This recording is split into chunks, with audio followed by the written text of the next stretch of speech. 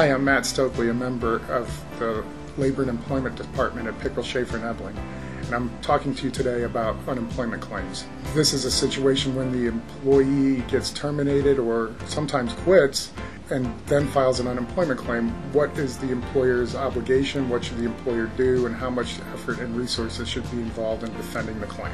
So those are all issues that depend on the facts of each particular case, because in Ohio, like a lot of other states, the whole issue is employee or employer fault. Whose fault was it that the relationship ended? And then if it's not the employee's fault, then they are entitled to unemployment benefits under Ohio law. So the determination of employee fault in any particular case, sometimes it's easy to determine and sometimes it's very murky, and there's some very critical issues like employee sickness and leave of absence issues that complicate things sometimes and make it not as easy a call as you might imagine in an unemployment case.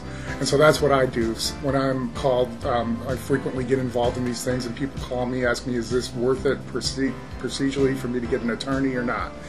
And then just real briefly, there's various levels of appeal that go forward. There's an initial determination that's issued once either both parties submit their information.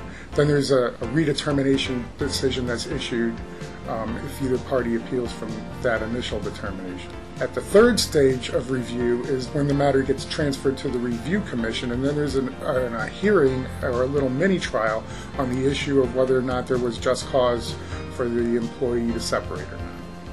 Another factor to consider in deciding whether to get an attorney involved is whether or not there's going to be any other types of claims asserted by the employee, such as wrongful discharge, discrimination claims, and other things that could have an impact on the unemployment claim, or vice versa. The unemployment claim could have an impact on the court proceedings.